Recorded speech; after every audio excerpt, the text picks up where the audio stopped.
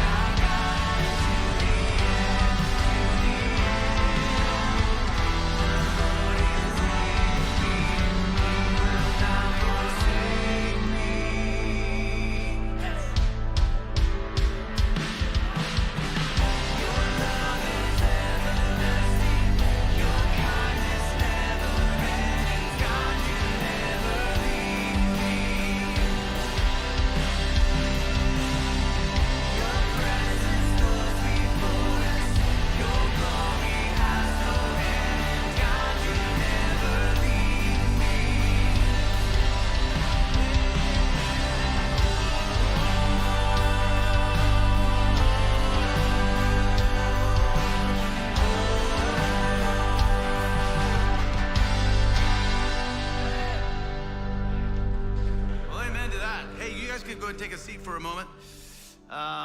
Again, you might be wondering what's going on in the lobby out there. Well, today we are having a ministry fair that's really focusing in on compassion ministries. So if you haven't had a chance to take a look at what we're about and doing, please do so after the service. You'll also notice here in just a moment, yes, we used to have a cute little QR code. Now we have a more bigger, better, robust QR code. And for those of you who are brand new or newish to Life Community Church, this would be a great moment for you to take out. I would have my phone, I usually have it there, and I would take it out and say, this little rascal here that causes a lot of problems in our families and life can actually be used for something really good.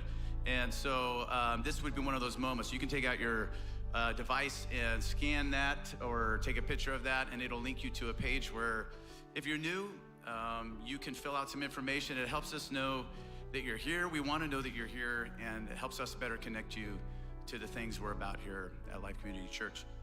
Also, too, we've added some extra features to this wonderful, not so little QR code, and that is a place for you to seek out prayers.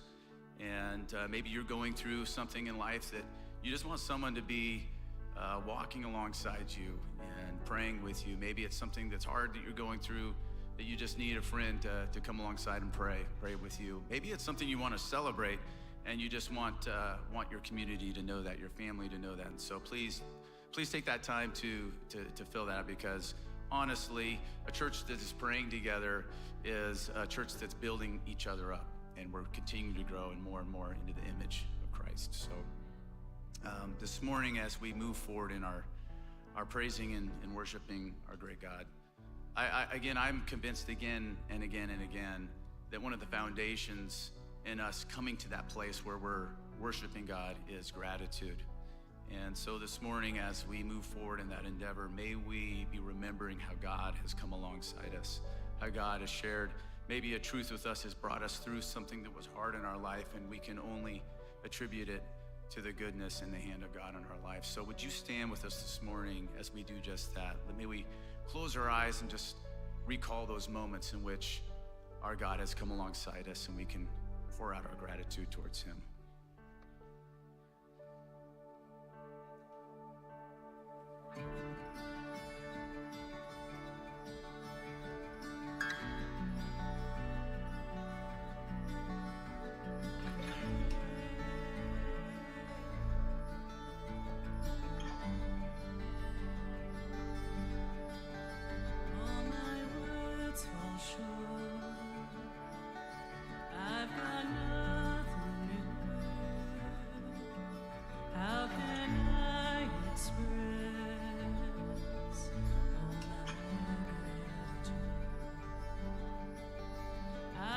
Sing these songs as I often do.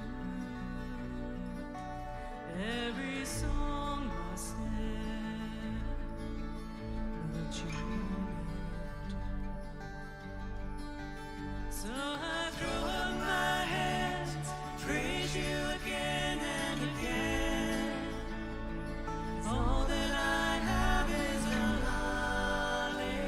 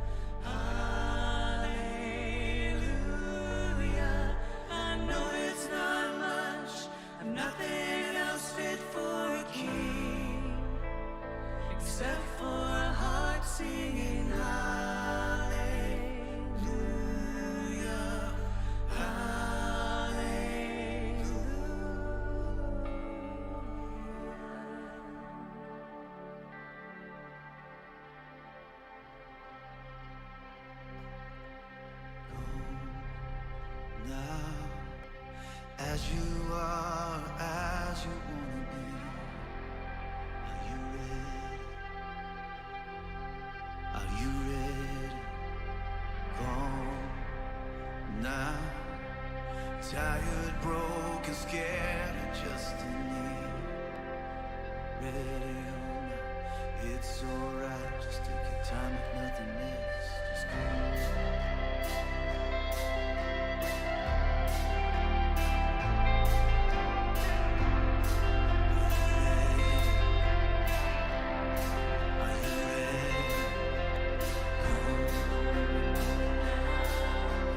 Bring your hopes, your dreams, your doubts, your scars. Are you ready? Are you ready? Come now. Bring your hurts, your fears, your faith, your heart. Are you ready? Are you ready or not? There's no place like His presence. There's no time like the now. Every 1, 2, 3 of us, counting Him here and now. 'Cause He welcomes the broken. He's alright with your past. He's not mad at any one of us, but He waits with open arms. Says, "Come."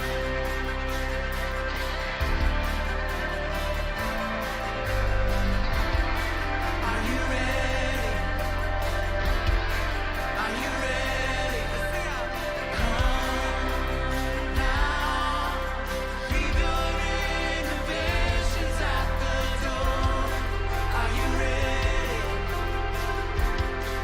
Are you ready? Come now. Lay your burdens down. He's got them all. Are you ready? Are you ready or not? He's still faithful to deliver, mighty as ever to save. He's still good on His promises, and His love still never fails. He's not moved by perfection, or how well we look the part. But He's wild about the hidden stuff. Now He's wild about the hearts of home. Now, for all we've seen, we ain't seen nothing yet. Are you ready? Are you ready? Come now, bringing praise for what He might do next. Are you ready? Are you ready or not? He's already bought our freedom. He's already paid our debt. He's already done the miracle. He's already conquered death. He's our light and salvation. He's our rock, solid rock. He's already done enough for us. He's already doing more. He's already seen the end. He's already seen us through. He's already breaking out of us. He's already on the move. He's already paid our battles. He's already paved the way. He's already done enough for us.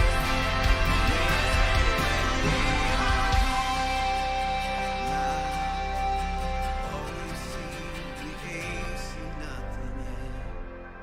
Are you ready? Are you ready?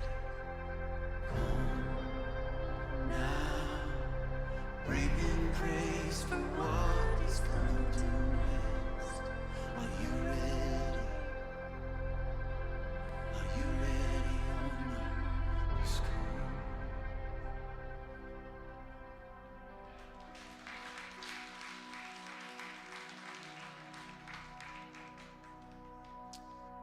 Well, may we gather around the one, Jesus, our great God, our Father, who brings order out of chaos, who replaces love of fear and hope and despair. Let's embrace that this morning, that reality. Oh, you called me out of darkness. You silence every lie, and no other voice will define me. I belong to you. I belong to you. Oh, you call me out of darkness. You silence every lie, and no other voice will define me. I belong to you. I belong to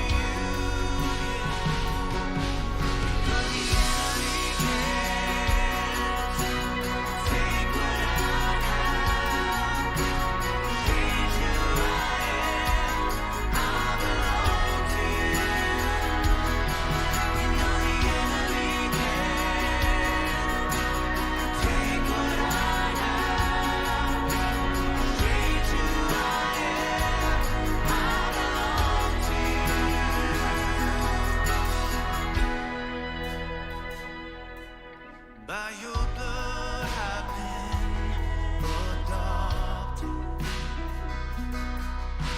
I've taken on your name,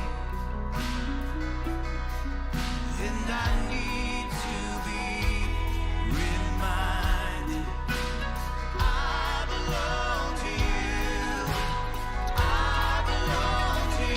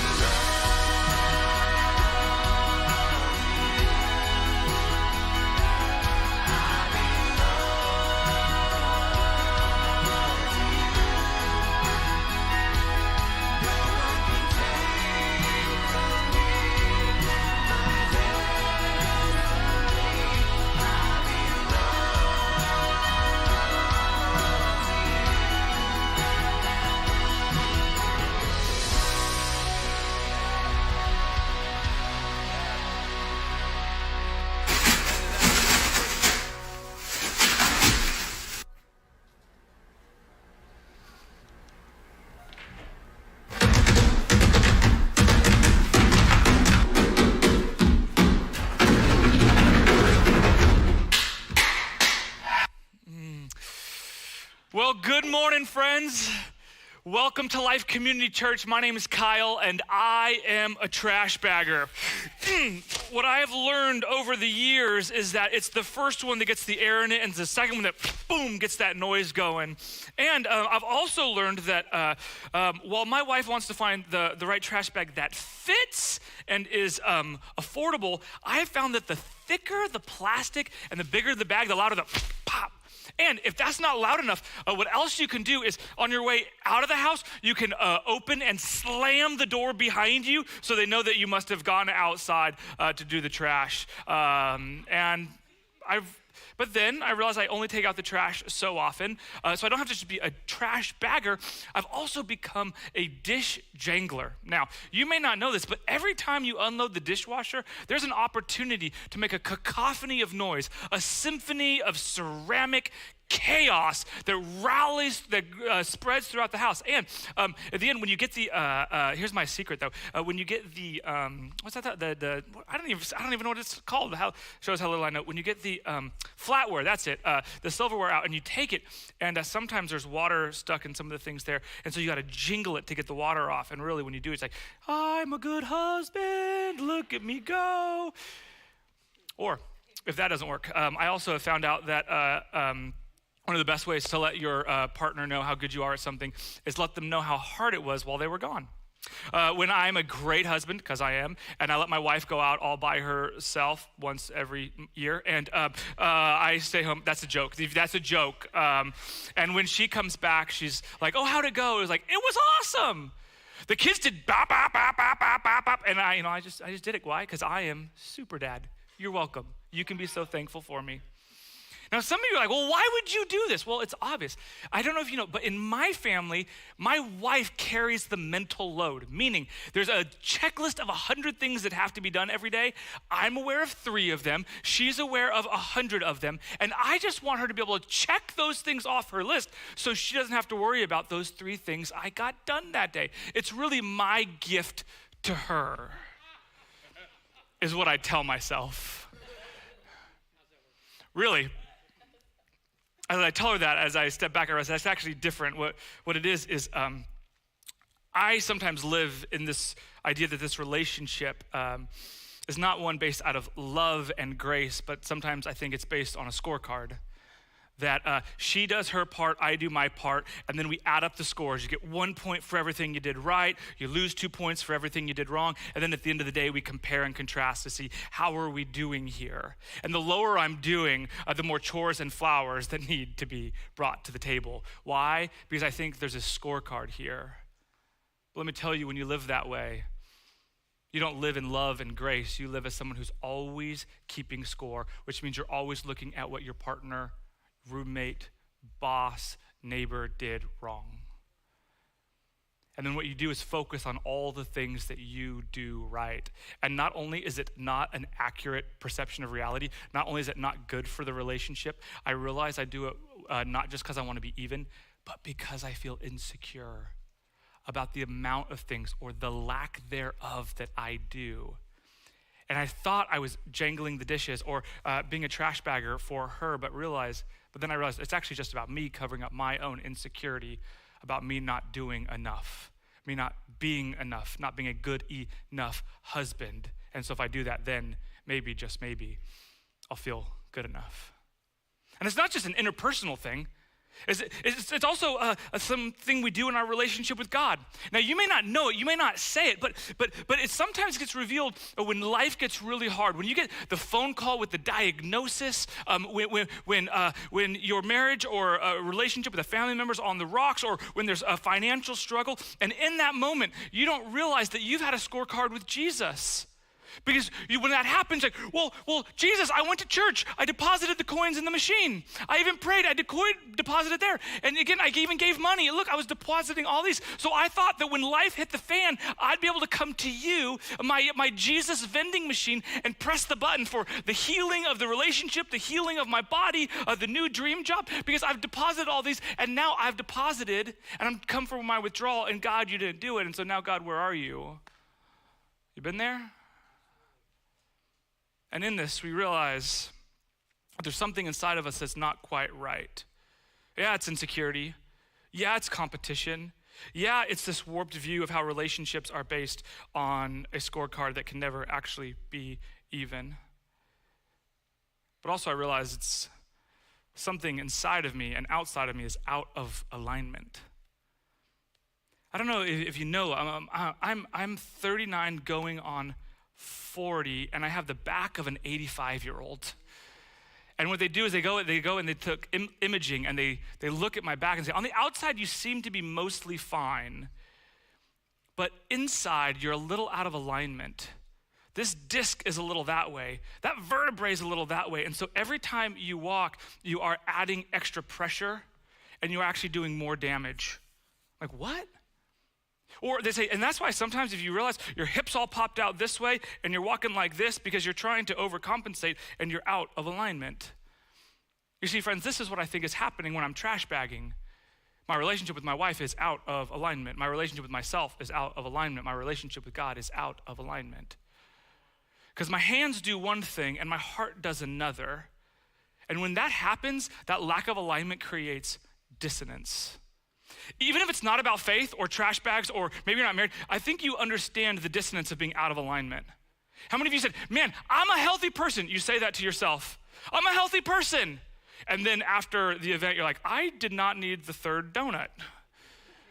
And then what happens is you have, this is who I say I am, this is what I actually do, and that creates dissonance, and that dissonance actually can eat you apart from the inside out.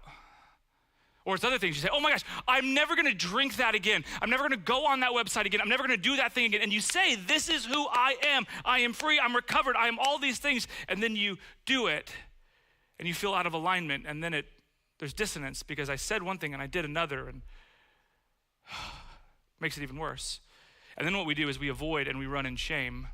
Sometimes we run away from people because we don't want them to know. We run away from God because we don't want him to know. And this is what we do. What I do when I'm feeling ashamed, what I do is I just put on my little trash bag covering and say, you can't know the real me. Because I don't want you to know that deep down inside I'm insecure, or deep down I'm really angry at you because you're not keeping it. Or I don't want you to know that deep down inside I don't really know how to do a relationship based on love. I know how to do transactional relationships where we each do our own part. And so I put on this trash bag to cover me and my insecurity. But really what it's revealing is that something inside of me is out of alignment. So what would it look like for God to go inside your heart, inside the core of who you are, and be a chiropractor that puts you back in alignment?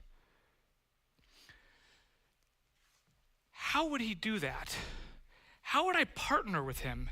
And how would my life be differently if I wasn't always overcompensating one way or another, and I actually had the freedom to live as I was designed to live? This is the question we ask, and this is the question that Jesus answers for us. He readjusts our alignment, and he wants to do that for you from the inside out. And let me show you what that looks like. If you have your Bibles, go to Matthew chapter 6. In Matthew chapter 6, where we're at is...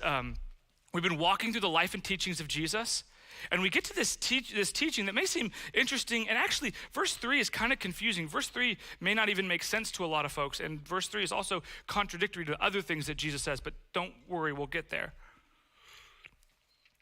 Jesus says this, Matthew chapter 6, verse 1, be careful. Be careful of what? Don't walk across the street because you might get hit by a car.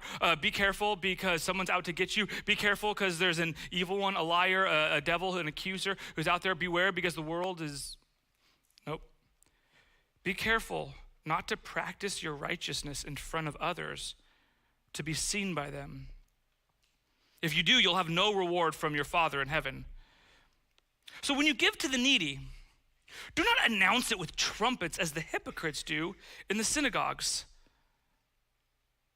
to be honored by others. Truly, I tell you, they have received their reward in full. Pause.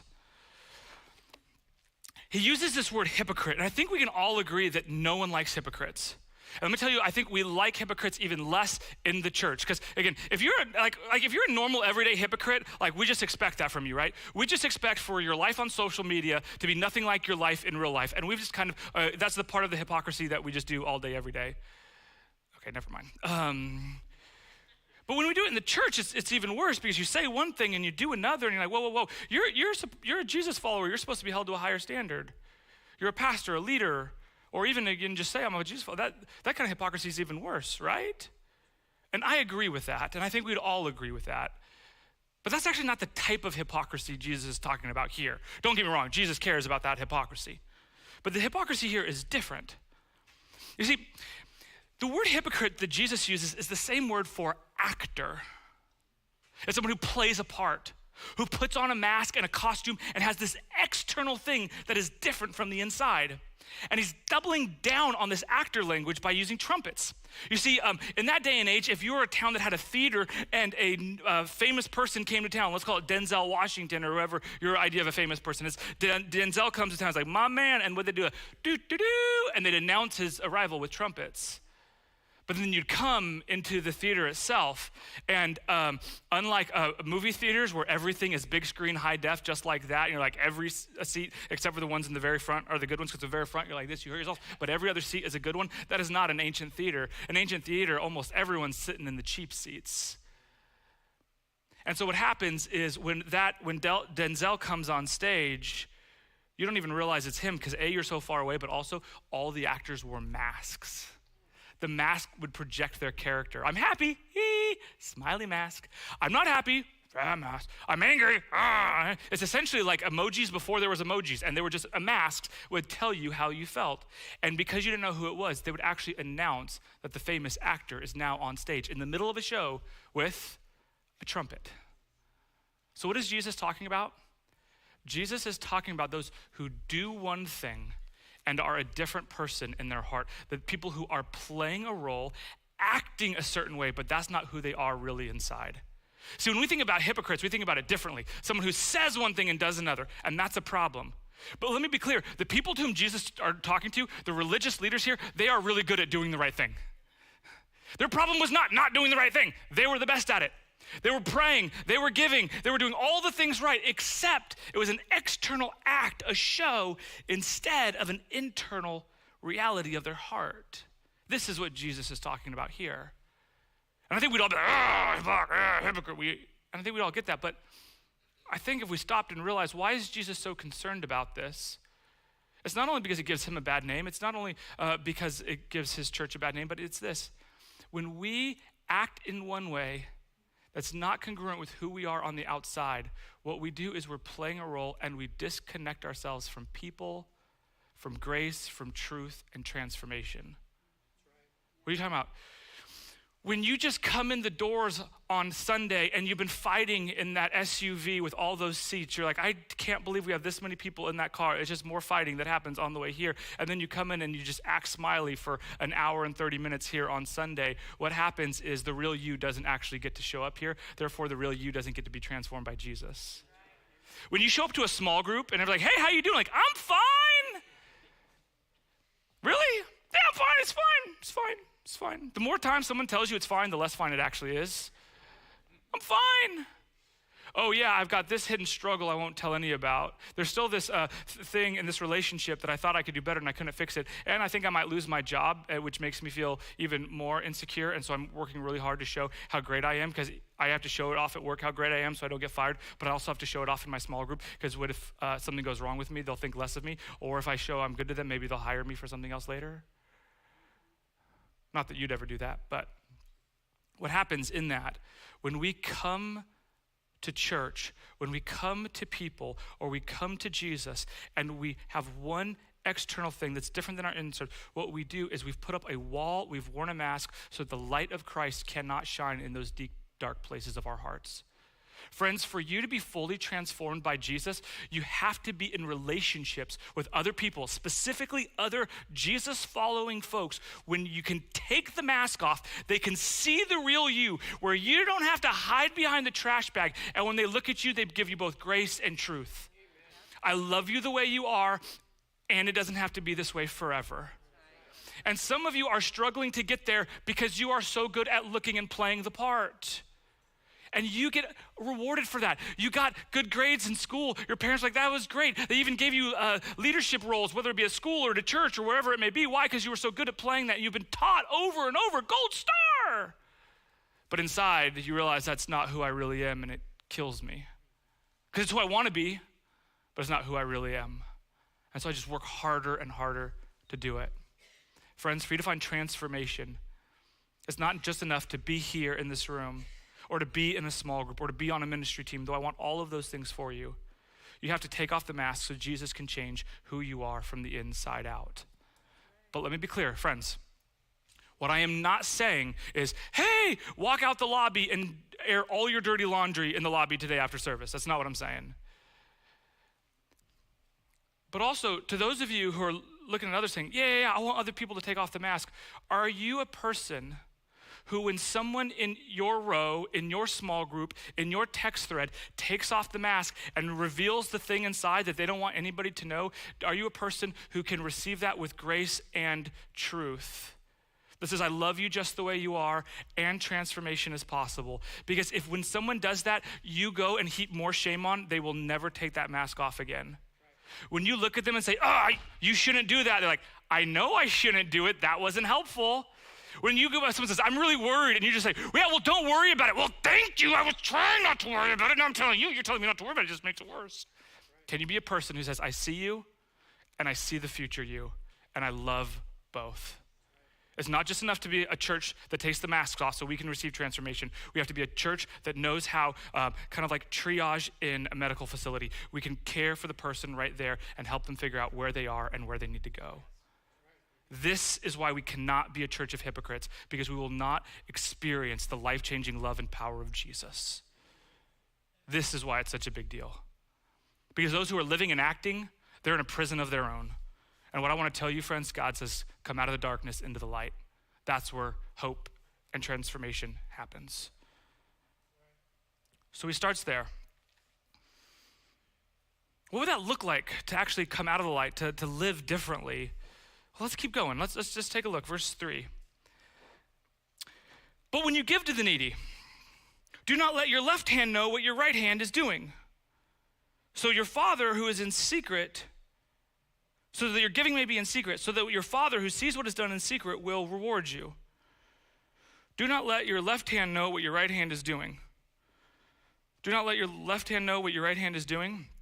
That seems pretty hard because it's controlled by the same brain. How would that not work? Like, how would I see what they're both like? I'm like, ooh, do I just go? And once they get outside of my peripheral vision, I'm like, they can do whatever they want. They don't know what they're doing. Actually, they still know they're wiggling fingers because they're actually connected. Something like this seems weird. Like what is this? This sounds like one of those things where it's like, rub your head and pat your, but like, that doesn't really, like, what? I'm confused. How would, some of you are like, oh. Maybe it's like you're so zen that you just live and act and breathe and you have no consciousness over it. And you're like, no, that's not it either. How would you not let your left hand know what your right hand is doing? And that statement by itself is hard enough to understand, but it's even worse because of this. Jesus says the exact opposite in chapter 5. Jesus says, be so secret that your left hand doesn't know what your right hand is doing. But flip back to verse 5. He says the exact opposite. Jesus is contradicting himself. He seems crazy because in chapter 5, verse 14, he says this. He says, you are the light of the world. A town built on a hill cannot be hidden. Neither do people put a light on a lamp and put it under a bowl. No. Instead, they put it on a stand so it gives light to everything in the house. In the same way, let your light shine before others, that they may see your good deeds and glorify your Father in heaven. What you talking about, Jesus? This doesn't seem to make sense. On the one hand, you're like, be so private that even you don't know about it, but be so public that everyone knows about it. Well, which one is it?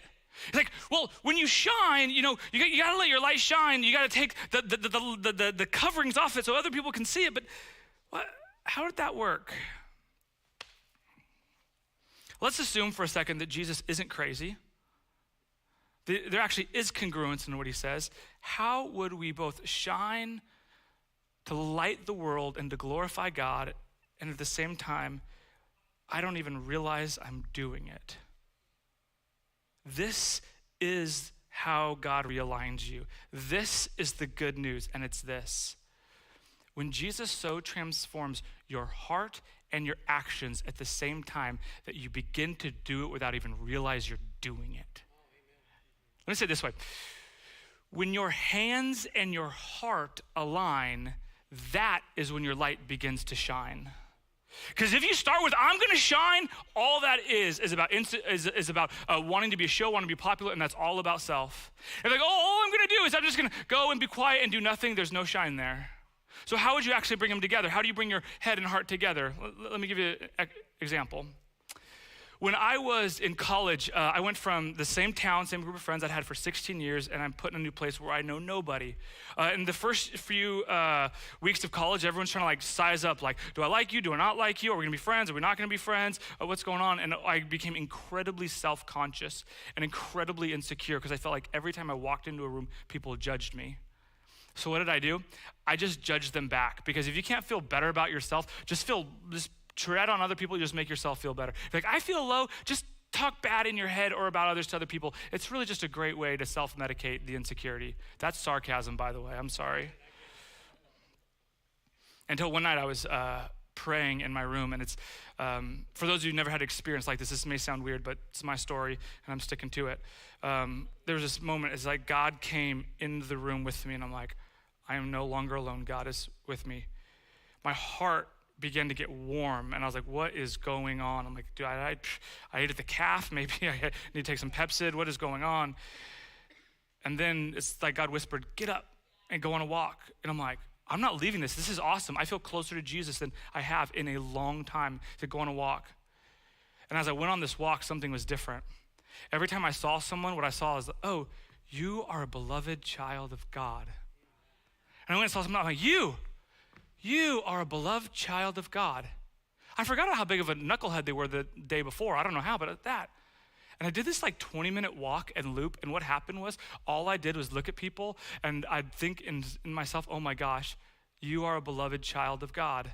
And what did it do? It made it not about me anymore. You can't be insecure if you're not thinking about yourself. So I had this amazing experience, and the next day I go back to the way I used to be. And I went to a mentor, I said, Jonathan, help me understand, like, how do I live that way all day, every day? How does my heart and my hands be in alignment? So this is just who I am naturally. He was this a guru to me at the time, and he said, he quoted Mother Teresa, and I'm like, oh, this is gonna be good. He's quoting Mother Teresa. And he said this, he says, Mother Teresa says that every time she looks at someone, she intentionally smiles as a way of affirming their humanity. I'm like, yo, that's not very spiritual. It's not a 40-day fast. It's not that. What is it? It's she was aligning her heart that says, I want to love every person Jesus puts in front of me. And my outward actions will begin with a smile. So what happens is I tried this every day for 7 days. And slowly but surely what happened was, when I'd greet people, I would start thinking about them instead of me. What are they thinking and feeling? I want to know. And what happened is my insecurity began to get chased away. Why? Because I was loving the person Jesus put in front of me. What happened? My heart said, I want to be humble and loving. Well, then what did I do? I had to partner it with the practice, the hands, the external piece of smiling. And when I put those two together, eventually my behaviors changed and my heart changed. I became more loving, and I was just better practiced at it, and I would do it without even realizing it. Now I walk through the grocery store, I smile at people like, do I know you? I'm like, nah, I'm just a creeper. No, I'm joking. But this is what I'm talking about when we align our heart and hands. So what would that actually mean and look like for you? Let me try and figure this out here. So I try to like understand, how do I so align my heart and hands that I do the right things without realizing it? So I was like, all right, here's my goal, right? Here's what Jesus says he wants us to do. He says he wants me to shine. I'm like, well, how would I do that? Like, what is the formula for shining? So I was like, all right, I know that somehow it has to be about hands and heart. How does that work? All right, but I realized that when I just started with hands, I became like the Pharisees, and I was just focused on the external thing, and I was just an actor. So like, well, it can't be that. Well, then I was like, well, if it's just about change of heart, like, people don't see my heart. I made a mistake my whole life of people assuming people knew my intention and my heart, and they didn't. And I would interpret my actions based on my heart's intention, and they would interpret it based on whether or not I was being a jerk or not. I'm like, well, I'm just joking. They don't know your heart. So just doing it that way doesn't work either. So I was like, well, what if I flipped it? What if it is a heart plus hands? What if it's heart before hands? And I was like, oh, that's good. What I realized is transformation began with who before do. You with me on this one? Who before do. This is who I am, and this is who I want to be, and therefore I'm gonna live in accordance with it. But let me just tell you, one by itself did not transform me. Because just saying this is who I wanna be without the right practices didn't happen. And if I had the right practices without this, it didn't work.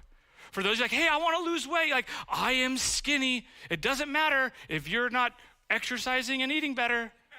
For somebody like, I'm just gonna exercise and eat better, and I'm just gonna change my behavior without changing who I am, yeah, I'll give you 16 days at most. But so this by itself didn't work, but I knew they had to go together.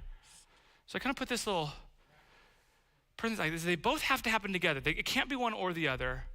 But then something was missing, and I realized it was this. It was heart plus hands, raised to the power, not the second, not the third, but raised to the power of God. And my formula started to make sense when I realized my light would shine when I let God both transform my hands and let God transform my heart, and realized they had to be done together. I couldn't do one without the other. And that's where it clicked. Kyle, what are you talking about? Let me give you some examples. How do you align these things? How do you align your hands and heart? When I was in college, I told you I fell in love with the cafeteria, which means the second half of the year, I'm like, I had to fall in love with the gym, and I didn't want to, but I needed to. And in this, I went and saw all the strong dudes, and what are they doing? They're doing that thing where it looks like they're like trying to birth a baby. They're like, I'm like, oh, dang, I didn't realize I worked into like the nurse's practicum. I'm like, oh my gosh, so we're gonna have live labor and delivery. And I realized what they were doing was this thing called squats. I'd never heard of squats, never done squats before. And I realized they all had these really big legs, and they were all muscular. And one of the things they loved to do was squats. It's like, oh, I went and did that. And I got stronger. And I looked better. And I performed better on the soccer field, and I loved it. But in the end, it was still about me. I told you I'm 39 going on 40. And now I'm still doing squats, not because I want to have the biggest, coolest legs, not because I'm playing soccer anymore. That's an ACL injury waiting to happen. Why am I doing it? Because I was told that the two best ways to thrive when you age in life is to continue to have relationships you love and the ability to get in and out of a chair unassisted. So I'm like, Kyle, you're not that old. Tell that to my chiropractor and my back. What it changed, it's the same practice. It's squats. Squats haven't changed, but one says, I want it because I want to look good and find myself a good-looking single girl. And that worked, by the way. Anyway, and then this other person, no, I want to do this. Why? So I can live and thrive and glorify God, be a blessing to my family, and live with a purpose every single day. Exact same practice, exact same hands, realigned differently with my heart, takes my whole life in a whole nother direction. So what would it be for you? Some of you, you're like, oh my gosh, I don't want to be an angry person. I don't want to be that person who's quick to yell, quick to roll my eyes, quick to have this seething thing. And then this thing like, well, I'm just going to try to not do it and have a practice where I stop. And then you realize you white knuckle it and the willpower doesn't work and you still do it. Or you say, well, I'm just going to let my heart be changed and eventually I'll get there. And then that never happens either. Maybe you're here, you're struggling with anger. You begin to say, God, I want your peace to live in my heart. And I'm gonna do practices of whether it be breathing or journaling or praying in a way that actually helps me become that person. I'm gonna go and tell my friends, I'm really struggling with this. Will you pray for me? And when I do it, we have some sort of like code word where you're like, oh, you're doing it without realizing it. Your friend like, just say hippopotamus when I'm being a jerk, whatever that may be. And in that moment, you're like, oh, I'm practicing. This is my identity. This is who I am. As a beloved child of God, I am a person of peace who embodies his love and his presence and his character everywhere I go. And these are the practices that align with it. And when these two things are aligned, my heart will shine. So I'm like, well, this sounds crazy. I talked about earlier how my relationship with my wife used to be most and making sure that she was grateful for me and I was not a knucklehead and all those different things. And so I said, instead of doing that, I didn't want to change it. I said, here's my thing. I want to have a loving, intimate relationship with my wife. As my kids get older, I don't want her just to be my roommate. I just don't want to be this person who we learn to tolerate for the rest of our lives. And in that moment, I said, I want to continue to fall more in love with my wife. I'm like, well, how do we do this? We're busy, we're stressed, we're doing all of these things. It feels like our life is always coming and going. And so I said this. I said, I got this from another pastor. He taught me. I said, Kyle, that's the desire of your heart. Yes. Well, what's your practice? I don't know. I said this, try this. He said, try every morning when you walk out the door, stop and pray with and pray for your wife. First time, I didn't tell her what I was going to do because my problem is I say I'm going to do something and then I don't do it. It's just another sermon, don't have time for it. So I just started, said, hey, love, before I go, can I pray with you? Is everything okay? Do you have cancer? Is someone, she's like, yeah. And then you start doing it, and then every day. And then, hey, babe, before I go, hey, can you pray for me? Hey, and what happened is I had this heart. This is who I wanted to be. This is the relationship I want. And here's this practice I'm going to have. Just every day, just a little quick, 30 seconds, minute tops. And in that, what happened is our hearts began to be aligned, my actions in my heart. And then what would happen is I would miss a day and I'd miss her. Like, oh, this really changed me. And in that moment, it was no longer based around this scorecard. It was no longer based on proving it. It was no longer be like, don't be mad at your wife. Don't be insecure. Instead of white knuckling it, what happened is my heart and my hands aligned, and then again, my love was able to shine to my wife. So again, I don't know if it's with a person. I don't know what it is with you. I don't know what's out of alignment. If you're trying to show to earn love, or you're trying to show to keep people at an arm's distance because you don't want them to know the real you, maybe you're doing it because you actually think, that's how I do it. If I just do it over and over and over and over again, eventually my heart will become that person, and it's not, and you're struggling. But now you realize that with the power of God, when my heart and hands align, your light can shine. And as the worship team comes out, I just want you to imagine this with me for a minute. What I want you to do is imagine yourself when you walk in through a grocery store, instead of thinking, oh, people are the worst, they got the best avocados. What if I genuinely love and cared about these people? What if maybe, just maybe, instead of having to white knuckle it your whole life with all that discipline until you're like, I'm gonna hurt myself because I'm trying to white knuckle it with discipline, and then eventually I give up and I don't do it and I'm so tired. Instead of white knuckling it, just being, no, this is just what I do without even thinking about it. Imagine what it would look like.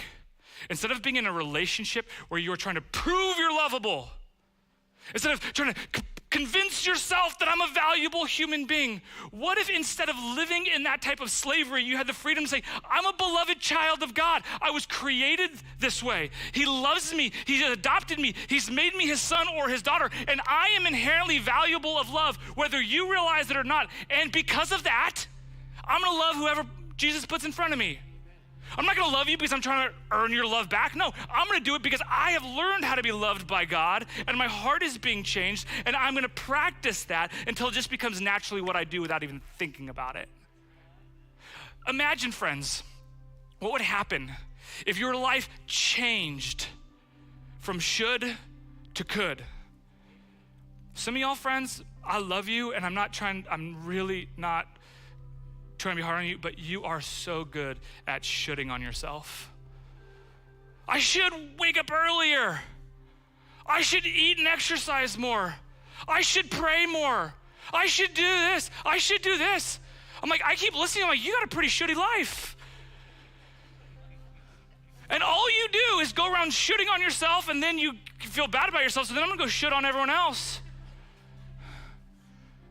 And what if in that moment you went from should to actually, no, it's not this is what I should do, this is who I am. This is my identity given to me by God. And he's genuinely making me that person, and I'm becoming that person. It's not I should be free, it's I can be free. I could, by his power, transforming my hearts, aligning it with my actions. Those three things together will allow my light to shine. It's not white knuckling. It's not I learned this thing and it's all different. It's about the power of God transforming your heart and aligning it with very simple practices. Somebody said, well, God doesn't answer my prayers. What would happen if your relationship with Jesus from God doesn't answer my prayers to I'm just a person who loves talking to Jesus and listening to Jesus? Oh, now he's not my vending machine. And I'm not paying in righteousness to get something out, but I just love listening and talking to him. And even when my life around me is no good, I know that the God who loves me is there with me, and we talk about it every day, and I'm not alone. Could you imagine the transformation that would happen? I don't know if you hear this or you listen to it, but every week when I close in prayer, I pray with this prayer. I say, God, and help us love every single person you put in front of us. And some of you are like, I don't even love the person in my car with me.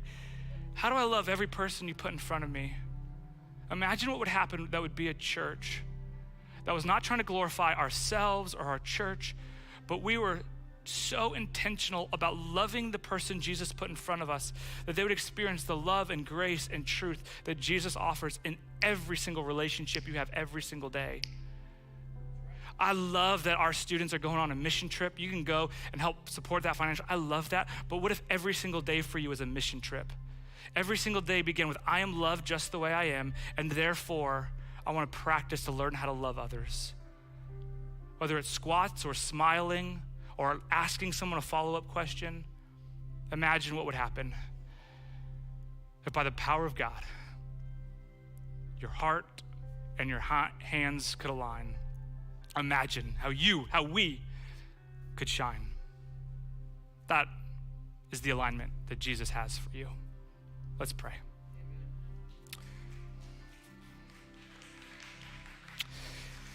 God, thank you for being our chiropractor who sees what's going on under the surface, that aligns the things that we don't know about or are hidden. I pray for those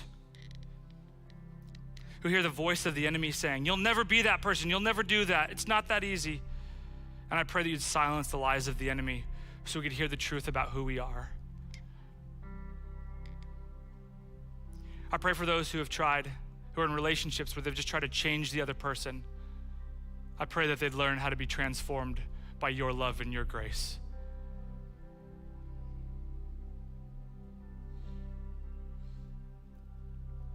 I pray for those who have a struggling relationship with you, because somehow, some way, their relationship with you is all about what we do for you, what we do for you. God, transform our hearts by reminding us what you did for us on the cross, that you lived the life we should have lived, died the death we should have died, and paid the price for our sins. And we could never be even with you. We don't have to hide our sin and shame from you because you see it and your light chases that darkness away. Help us to be a people who take off our masks so we can receive the love and grace and transformation so we can then shine to every person you put in front of us. If this is your prayer, all God's people said, amen.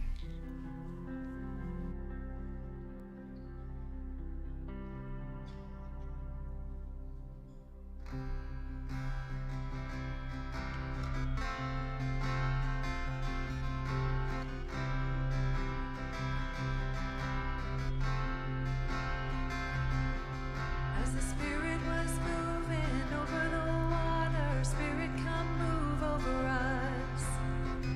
Come rest on us. Come rest on us. As the Spirit was moving over the water, Spirit,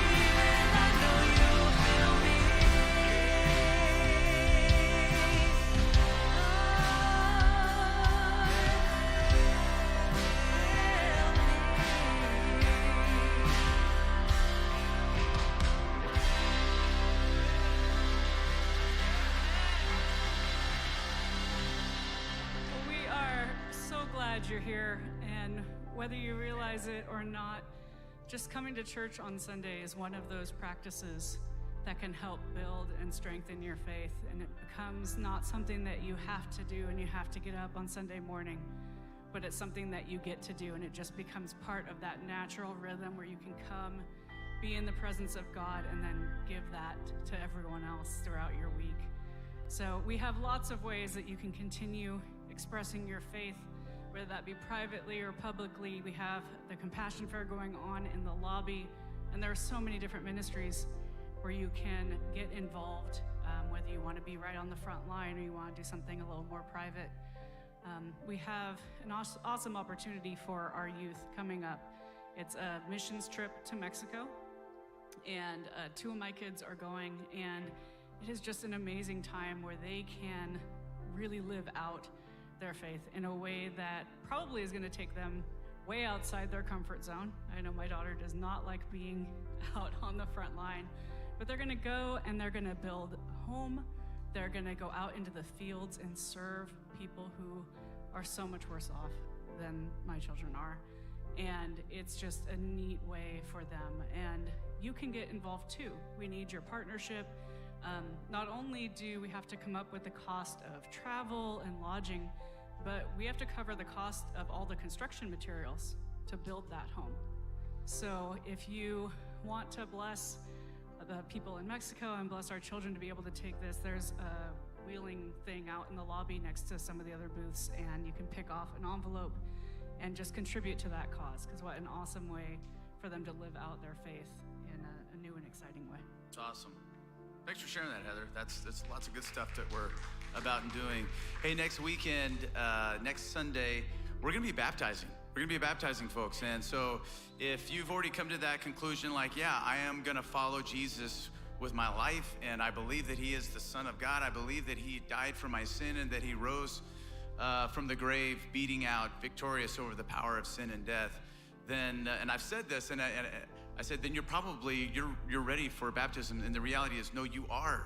Not just probably, you are ready for baptism.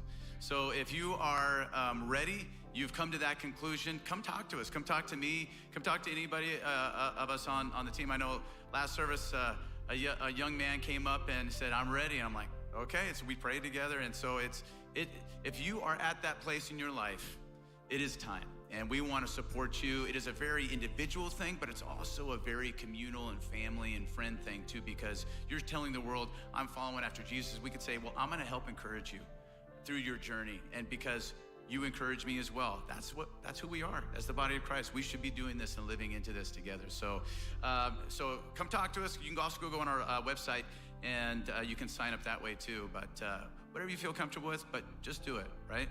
Let's just do this together. Hey, bless you guys. Have an awesome, awesome rest of your Sunday. We'll see you next time.